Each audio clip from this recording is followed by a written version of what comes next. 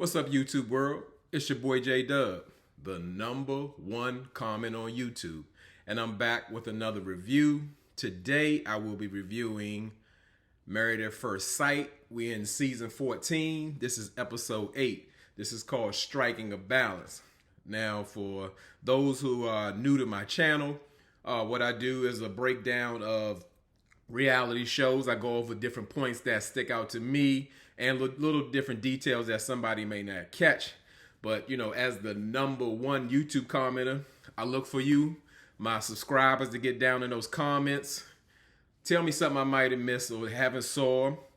Give me something that you were thinking about, or something we can go back and forth with, or just have some fun with it, or maybe even learn.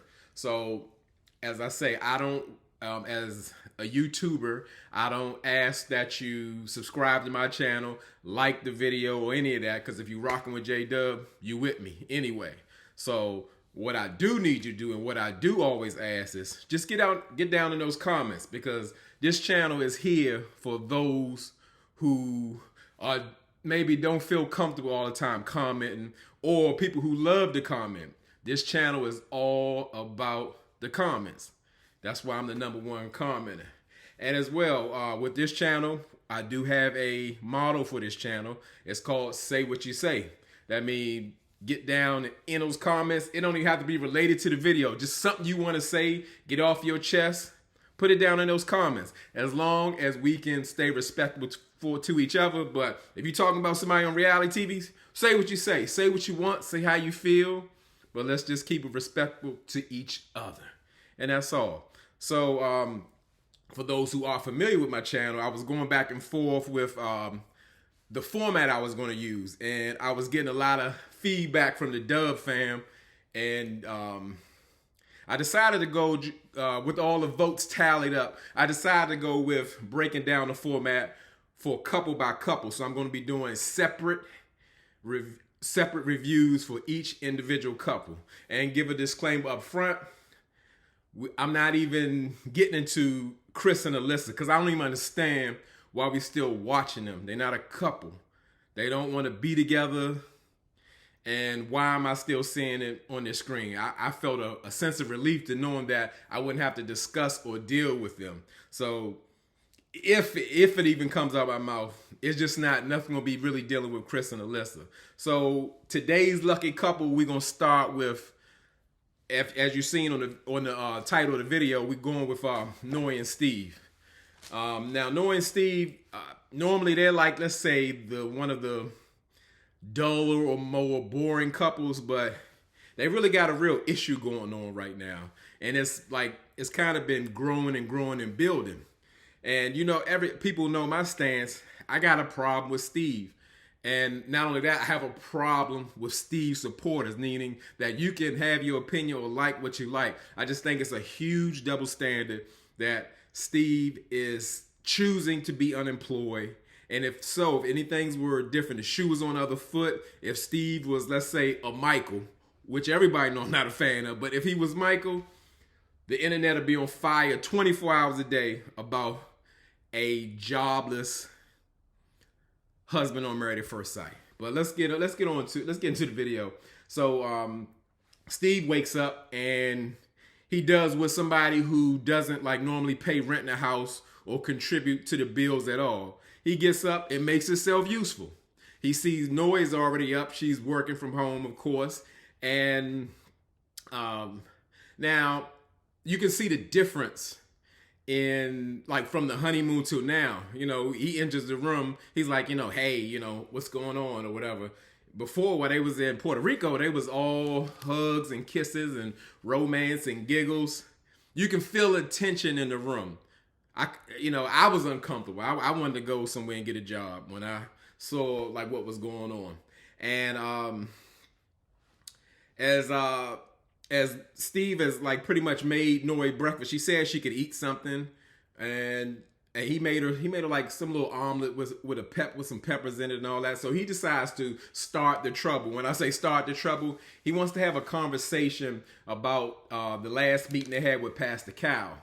And Steve is pretty much telling Noy, he's saying hey, I was kind of caught off guard when you kind of took that position that you was so uncomfortable with me, I guess, not having a job.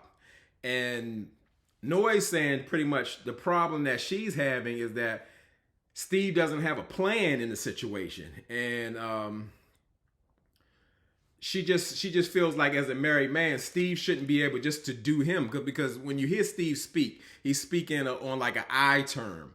And Noy's just saying like, hey, I want to know, where do I fit in this plan? Of course, a plan that he does not have. And, Steve pretty much replies and says, after hearing Noy what she said, he's like, well, I'm fine. And, I feel secure. So, anytime I need money, I can go to my savings. And, when that happens, and I don't even like the term when you need money. When you need money, guess when you need money? You need it all the time. If you wake up, you're in the house, you never leave the house, you leave the house, you always need money for something. So to say to need money, I don't even like to hear him talk like that. But what I really I feel a disconnect with the situation, where is that, like, Pastor Cal came to their home and explained Noy's position and saying, like, I get it where you're coming from, Steve. You are comfortable being a vagabond, which his father called him. And if anybody who may not know the definition of a vagabond is a person who moves place to place without job or money. And now this was given to Steve, this title was given to by his father. So everybody's saying this wonderful thing that, even Steve in this episode confirmed, like, yeah, I have a savings. And having a savings isn't saying anything for real. Your savings could have $100. Your savings could have $100,000. But even if you had $1 million, you cannot properly raise a family without having a steady income in health insurance, which he's supposed to provide. And, people may say, oh, well, people have a different way of doing things and it's a different setup. I'm going to tell you how much it is, like, it's a requirement. When you go to child support court, not only do they make you responsible for a monthly payment, you have to provide child support, you have to provide health insurance for the child separately. So you're within a system or a marital system and you want these multiple children, but you feel like you can make the choice not to work. Now, like I said, it'll be different with, like, Steve. We just didn't understand. He'd be like, oh, that's not the way I live. I live adventurous and I can do what I want or I normally. But Pastor Cal has sat in front of them, explained to Steve to say, hey, the way you are or the way you feel, Noy doesn't have that luxury.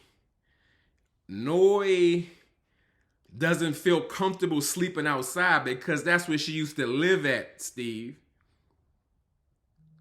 She knows what it's like to not have money. She grew up with 2 shirts, Steve. So not giving this lady a plan and some numbers or something to let you know how you can contribute or take care of your household, she needs it. You're putting her in such a place where she can't even be noisy.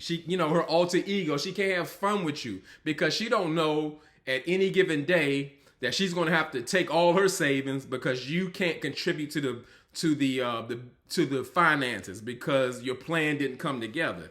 And like I said, Steve is just coming from like a really I self place, in which I don't understand. You sign up for these things to be married, to gain a spouse, but you're still talking about this is what I want to do. Now, as I thought, Steve could have. It's nothing wrong with Steve's lifestyle. He wants to be a vagabond. That's fine. But don't sign up and go through the process of married at first sight to gain a wife when you want to be a vagabond. It's like I said, there's no judgment from me, but Steve, he just wants to be free, not have a job, live in his RAV4 with the dent on the rear passenger side, and just live life while I guess Noy works and focuses on her 9 to 5 and what she does, which is completely unfair. So, I'm really bothered by that, and more so as same situation with Michael and Jasmine. I'm more bothered by the supporters of like we can't like understand what's going on. no, everybody doesn't live the same, and everybody did not come up the same. However, there are things that are supposed to take place when you're choosing to be married. And I'm having a hard time getting that. Like, people are just so protective and so understanding of Steve just not refusing to work. I'm not working. It just sounded like, he just can't get a job. That's just not true. So after they go through all that, just like all the other couples, Steve and Nori, they decide that, well, they're having a housewarming for their family and friends. And, the theme is the adventure begins. We know who that comes from. Steve. Steve believes life is just a total adventure. Just do what you want, go where you want at any time. So what I did find interesting, what I thought was a good idea, because they come from different cultures of, I guess, in the Asian culture, I believe maybe Nori is Chinese and Steve is Thai. Don't quote me on that. They're going to make dishes from, their homeland. And I thought that was kind of cool. It's like experiencing both cultures and eating some good food. And I was like, that's pretty cool. I would want to go to that party. So at the party, Steve, to me, he makes a huge no-no. He's trying to bring, I guess, Noi's uncompromisable ways to the front, in front of her family and friends. Like, sometimes people don't really understand that that's not a win. Because, like, let's say you're trying to embarrass or bring somebody to the front that you care about in front of other people. Those other people going home. You got to deal with that person where you either try to bring them out or embarrass them in front of other people. So Steve's, he tells all the family and friends, when they start talking about kids, he's good with having children and all of that. The problem he's having is that Noi is set on having the hard three. And when I say hard three, I mean Noi's saying that I only can have 3 kids. That's it. That's all. And I get that Steve doesn't like that because, more so, forget the kid factor, it shows her unwillingness to compromise. And that's required in a successful marriage. So, but trying to bring her to the front in front of her family, friends, that's not really going to work. So I would say, like, Noi tells Steve friends that, like, she definitely has some concerns with Steve because he doesn't have the drive, or I guess he doesn't feel responsible for being, I guess, the leader of the household or the breadwinner of the family. And, she was just pretty much taken aback when Steve's friends gave her the information. It's like, well, the career that Steve is in, like, they're constantly hiring. And in her confession, Noi was like I'm like shocked, because she was like, I'm shocked because it's not that he can't find a job. He just chooses not to have a job. There are many jobs out there for Steve, but Steve wants to live and create and do what he wants to do. So more and more, Noi is going the other way, away from Steve, because this is like her biggest trigger. You can, not that it's going to happen, but dealing with Steve, she could possibly be in a poverty situation. Noi is just saying, like, if I even consider having children, I need to know that my husband will show up for me. Yes, because Noi can have a job and all those things, or health insurance, but things can go wrong. She may have to stay out longer. So if Steve is maybe getting some income here and there and all of that kind of stuff, that doesn't work for stability. And, like, Steve, like, he just doesn't get it. So Noi's friends remind Steve of saying, like, from Noi's background, like, we got to keep telling you, she grew up outside. She lived in a camp. They didn't have plumbing. They don't have air conditioning or toilets or they don't have the basics. So everything you talking about, it scares her to death. Like, she can't imagine herself even being in that type of position even if it's a possibility. You know, that vagabond lifestyle you're talking about, like, oh, we'll just see what happens and maybe some money will come. Well, I can get it when we actually need it. I won't let it get that far. You know, he just like, he's not really willing to receive the information because people are telling him the same things over and over again. Like, your setup doesn't work because you haven't told her anything. You haven't laid the map out. You haven't, you know, explained everything thoroughly. And with Steve, like, you're going to get like two answers from Steve. Steve is going to give you some huge answer like, well, you know, as far as income, you know, everyone has a different view about financial stability. And as far as my checking and my savings accounts go, I can go with a liquidity status, or I can go into the 401k portion of my divestments. And when I do that, once I do that, I can be an entrepreneur, be creative, and still take care of things that I need to take care of. Like, then everybody looking like, what did you say, Steve? I don't know. So, or they'll ask him, you know, okay, so what about, you going to be the breadwinner, or you going to just let her take all the financial responsibility? He'll say, well, you know, we'll have to look at things. I never planned for that, but we just have to do it another way. Steve, what did you say? What are you saying, Steve? See, that's the problem, like a big problem I had with Steve. Like, Steve he communicates well on every other subject about, except his finances or what his financial plan is. Before, his answers were, we'll have to have a conversation while we're having a conversation.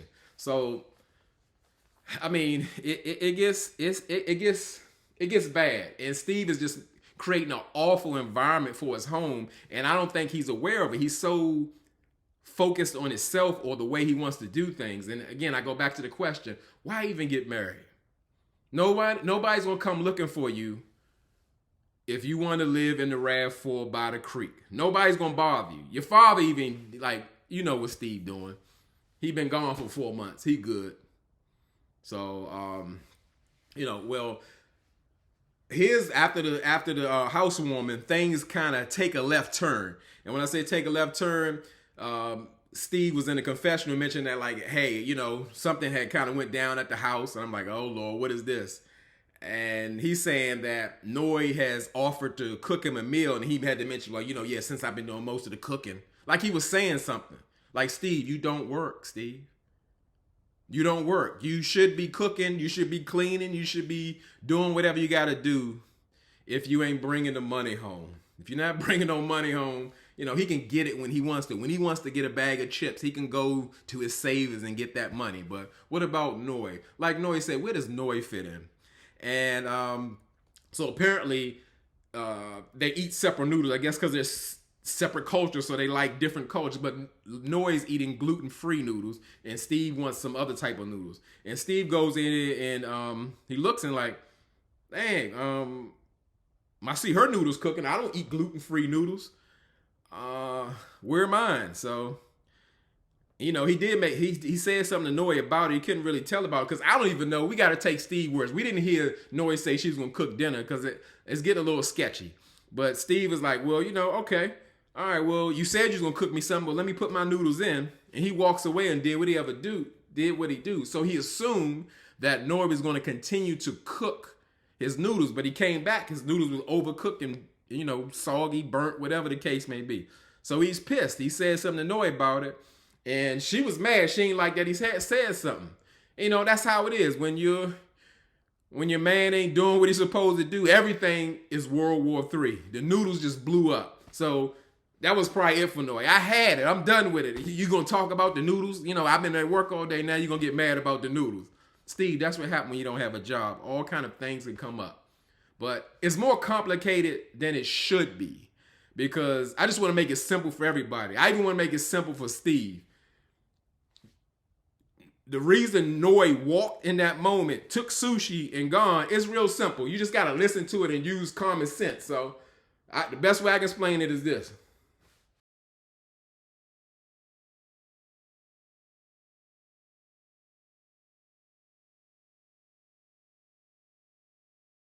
Don't play too much. I might get copyright infringement or something. But yeah, Noy is fed up.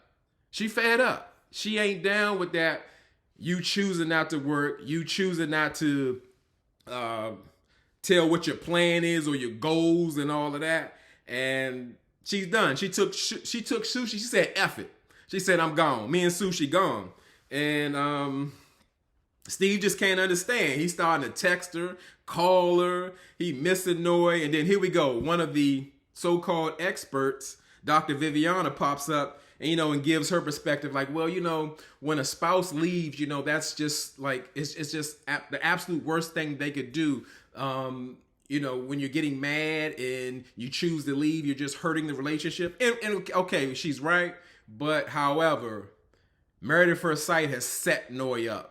And they're playing with her and all of us. Noi has dealt with levels of poverty like most of us will never know. But you're going to put her with a man who wants children, who may not want to work at all. He just wants to be creative, whatever that means. He wants to be an entrepreneur without having nothing to entrepreneur. It's crazy. So Noi, she gets back, but she waited a whole day to come back. And Steve is worried or concerned, and he's pissed. And she comes back to the apartment, but you can already read off her body language, like she's really just checked out.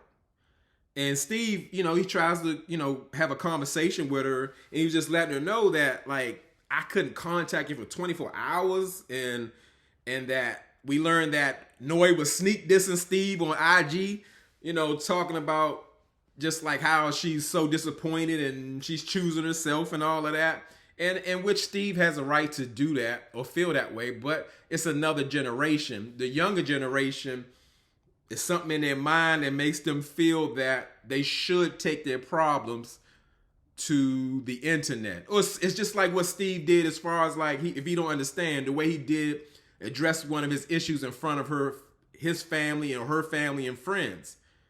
You do have to keep your stuff on the inside. It's not about like isolating the situation. It's in a sense where you keep your business in-house. Why? You're going to have ups and downs. If you put that information out there, that's going to affect the people around you. You may forgive the person, move on, and say it's nothing, but they're going to see them for what that issue that you've already put out there. It's nobody's business. Married people need to keep their stuff in-house. And I think people in committed relationships, but we far from that world these days. It's normal for people to get mad. They go live on you and talk about what's going on in your house. That is so ridiculous. That's not the way things are done. Or if you do them, believe me, it's not going to have a positive outcome. If you choose to do that, anybody can do what they want. So Steve was like laying down the law. He just saying like pretty much you putting your stuff on IG, my family is some of your followers, you putting our business out there, and it's just like ridiculous. You just not coming home, and he asked him like, do you think that's acceptable behavior in a marriage? And being able to, put that stuff out on IG, and she's like, well, probably not. He's like, no, not probably. It definitely is. So let's get that clear. Steve was laying down the law. He wasn't having it. So, I mean, I get it, but the lady's done. She's fed up. They've put Noi and Steve together to make the perfect storm. And that's a huge problem. And I'm almost certain, because now the lack of Steve willing to compromise and be understandable about Noi's situation and being a husband in a household, what that takes. It's the absolute opposite of being a vagabond. So he can't get that out of his head. He has to be a dreamer. He has to be an adventurer. Like, guess what? Steve may not understand it. You can be a dreamer or creative and all of that, but you're going to have to lay down some groundwork. You're going to have to lay a foundation before you do that, before a household can support you. And when I mean household, that means years of contributing to a household where you're strengthening it with resources. You've been at your last job, like he's saying he's okay. Been at his last job for 4 years. 4 years ain't nothing. It ain't nothing. Especially for a 38-year-old man, it's nothing. So Steve just doesn't get it. Steve wants to live single as he's always doing and be adventurous and have a wife and have a kid all at the same time while working when he feels like it. How is that going to work? Then attach that with a lady who is so afraid to be poor again that you're going to put her with a man who's all about instability.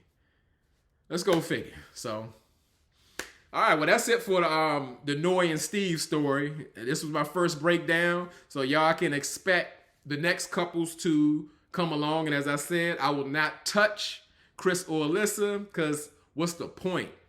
Why I even need to raise my blood pressure anymore? So again, thank y'all for rocking with me. Don't forget to get down in those comments. And as I always say, y'all could be anywhere in this YouTube world, but you're here with me. I really appreciate it, and I mean it. Be on the lookout for my next Married at First Sight couples video.